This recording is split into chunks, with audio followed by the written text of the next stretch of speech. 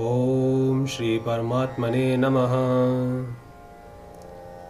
दुर्योधन की बातें सुनकर जब द्रोणाचार्य कुछ भी नहीं बोले, तब अपनी चालाकी न चल सकने से दुर्योधन के मन में क्या विचार आता है, इसको संजय आगे के श्लोक में कहते हैं। श्लोक 10। अपर्याप्तं तदस्माकं बलं भीष्माभिरक्षितं पर्याप्तं त्वेदमेतेषां बलं भीमाभिरक्षितम्।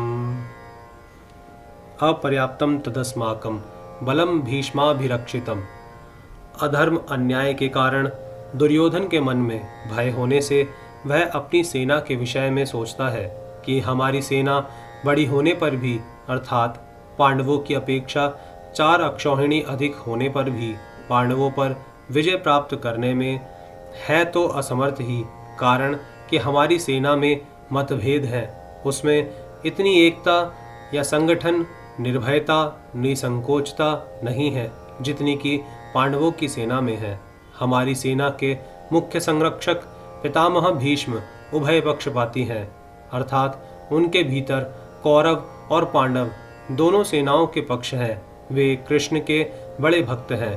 उनके हृदय में युधिष्ठिर का बड़ा आदर है, अर्जुन पर भी उनका बड़ा स्नेह है, इसलिए वे हमारे पक्ष में रहते हुए भी भीतर से पांडवों का भला चाहते हैं। वे ही भीष्म हमारी सेना के मुख्य सेनापति हैं। ऐसी दशा में हमारी सेना पांडवों के मुकाबले में कैसे समर्थ हो सकती है? नहीं हो सकती। पर्याप्तम त्वेदमेतेषाम बलम भीमाभिरक्षितम। परंतु यह जो पांडवों की सेना है, यह हमारे पर विजय प्राप्त करने में समर्थ है, कारण कि इनकी सेना में मतभेद नहीं है, प्रत्युत सभी एकमत होकर संगठित है। इनकी सेना का संरक्षक बलवान भीमसेन है, जो कि बचपन से ही मेरे को हराता आया है।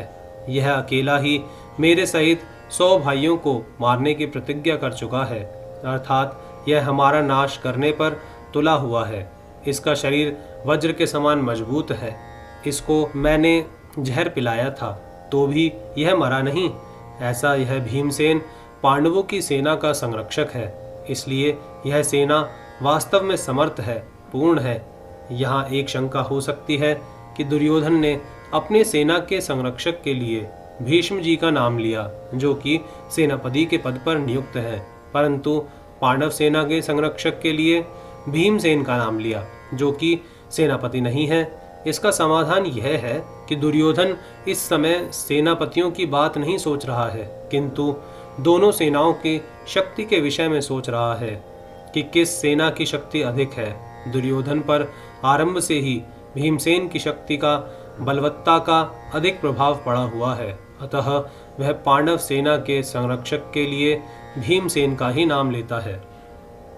विशेष बात, अर्जुन कौरव सेना को देखकर किसी के पास न जाकर हाथ में धनुष उठाते हैं। गीता पहले अध्याय का 20वां श्लोक। पर दुर्योधन पांडव सेना को देखकर द्रोणाचार्य के पास जाता है और उनसे पांडवों की व्यूह रचना युक्त सेना को देखने के लिए कहता है। इससे सिद्ध होता है कि दुर्योधन के हृदय में भय बैठा हुआ है। भीतर में भय होने पर भी वह चालाकी से द्रोणाचार्य को प्रसन्न करना चाहता है, उनको पांडवों के विरुद्ध उकसाना चाहता है, कारण कि दुर्योधन के हृदय में अधर्म है, अन्याय है, पाप है। अन्यायी पापी व्यक्ति कभी निर्भय और सुख शांति से नहीं रह सकता, यह नियम है।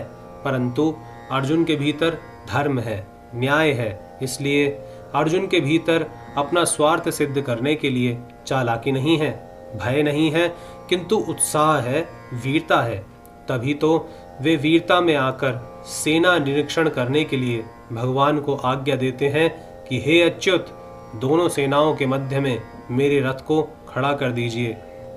पहले अध्याय का 21वां श्लोक। इसका तात्पर्य है, जिसके भीतर नाशवान धन संपत्ति आदि का आश्रय है, आदर है, और जिसके भीतर अधर्म है, अन्याय है, दुर्भाव है, उसके भीतर वास्तविक बल नहीं होता। वह भीतर से खोखला होता है और वह कभी निर्भय नहीं होता, परंतु जिसके भीतर अपने धर्म का पालन है और भगवान का आश्रय है, वह कभी भयभीत नहीं होता। उसका बल सच्चा होता है, वह सदा निश्चिंत और निर्भय रहता है। अतः अपना कल्याण चाहने वाले साधकों को अधर्म, अन्याय आदि का सर्वथा त्याग करके और एकमात्र भगवान का आश्रय लेकर भगवत प्रीत्यर्थ अपने धर्म का अनुष्ठान करना चाहिए।